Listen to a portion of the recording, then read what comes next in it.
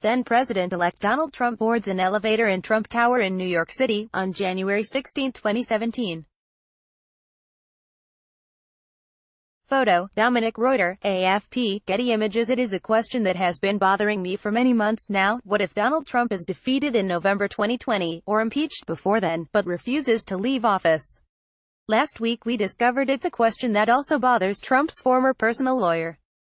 In his concluding statement before the House Oversight Committee, Michael Cohen issued this ominous warning: "I fear that if he loses the election in 2020, that there will never be a peaceful transition of power. And this is why I agreed to appear before you today." To be clear, since the first handover of the White House from one party to another, back in 1801, there has never not been a peaceful transition of power in the United States. There have been close calls, including the Compromise of 1877 and, of course, George W. Bush versus Al Gore in 2000, but the system has always worked. Even Richard Nixon, to whom Trump is oft compared, conceded to John F. Kennedy in 1960, despite numerous accusations of vote rigging by the Democrats.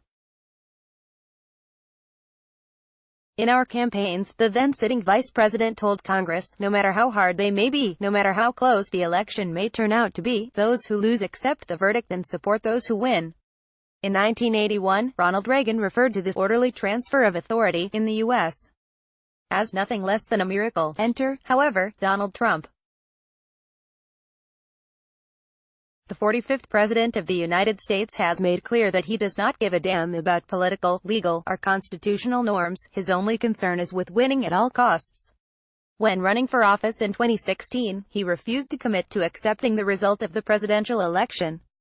After emerging victorious, he baselessly claimed to have won the popular vote if you deduct the millions of people who voted illegally. In the wake of the 2018 midterms, he ridiculously suggested that Republican losses were a result of potentially illegal votes, involving people changing their clothes to vote multiple times, and falsely accused Democrats of trying to steal the Senate and gubernatorial elections in Florida.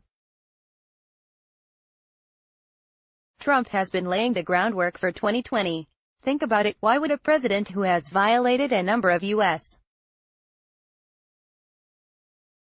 laws, traditions, and norms, from obstructing justice, to defying the Emoluments Clause, to threatening the free press, to inciting violence, show any deference to Article 2, Section 1 of the Constitution? Consider this scenario. On the morning of November 3, 2020, it becomes clear that Trump has lost both the Electoral College and the popular vote to the Democratic candidate, whoever they may be. The president, however, rather than calling his Democratic opponent to concede, holds a rally with his supporters at which he declares himself the winner, tells the crowd what you're seeing and what you're reading is not what's happening, slams the fake news media, and claims millions and millions of people voted illegally for the Democrats. He denounces a deep state coup and warns of violence. Do you really think this isn't possible? That this potential scenario shouldn't make us all very afraid? This is a man, after all, who point-blank refused to accept that he lost the popular vote when he won the presidency in 2016, so why should we assume that he would accept the result of an election that he loses? On Tuesday, Kayleigh McEnany, the national press secretary for Trump's re-election campaign, even tweeted out a statement that desperate Democrats know they cannot beat President Trump in 2020, that they have zero chance of winning legitimately. Remember, there are multiple reasons why Trump might cry foul and refuse to concede come 2020, and why he might also believe he could get away with it. First, there is his personality. Trump is a malignant narcissist who values himself and his own advancement over everyone and everything else. Using and abusing his presidential powers to protect his prestige and position would be very tempting for him, to quote Professor Bondi Lee, a forensic psychiatrist at the Yale School of Medicine and editor of the 2017 book The Dangerous Case of Donald Trump. 27 psychiatrists and mental health experts assess a president when you have extreme narcissism, Lee told me on my podcast, Deconstructed, last month. The danger of it is that one can quickly go to resorting to violence and resorting to extreme measures to move away from the possibility of humiliation and to project force. Second, there's the possibility of prison. Right now, Trump is protected by Justice Department guidelines that say a sitting president cannot be indicted or prosecuted. Got that? A sitting president, not a former president.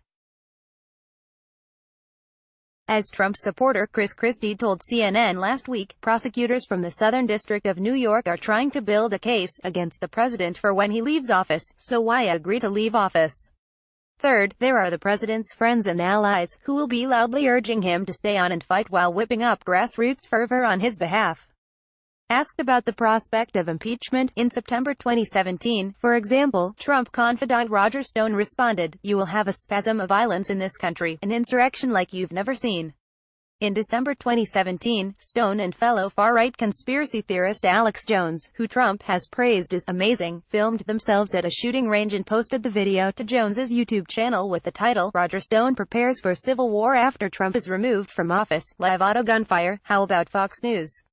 We know the far-right cable network exerts massive influence over this president. To quote from a recent Vox headline, Fox News demanded a government shutdown and got one. Fox hosts have accused the deep state of plotting to destroy the presidency of Donald Trump, denounced a coup attempt against the president, and suggested Justice Department officials be let out in cuffs. Why wouldn't they demand Trump hang on and tell their viewers to back the defeated president? Could we rely on congressional Republicans to rediscover their backbones and insist he stand down? Don't be silly. How about Republican voters? Well, 3/4, 75% of them trust Trump over the media, while more than half, 52%, support postponing the 2020 election. Would the general step in? Maybe. But how would the Secret Service react? And what do the Democrats plan to do if Trump uses his presidential bully pulpit, in the weeks and months after the election, to incite riots and spread falsehoods about illegal immigrants and the deep state? Would leading media organizations, obsessed as they are with both sides-ism, have the courage to call out a GOP dictator in waiting?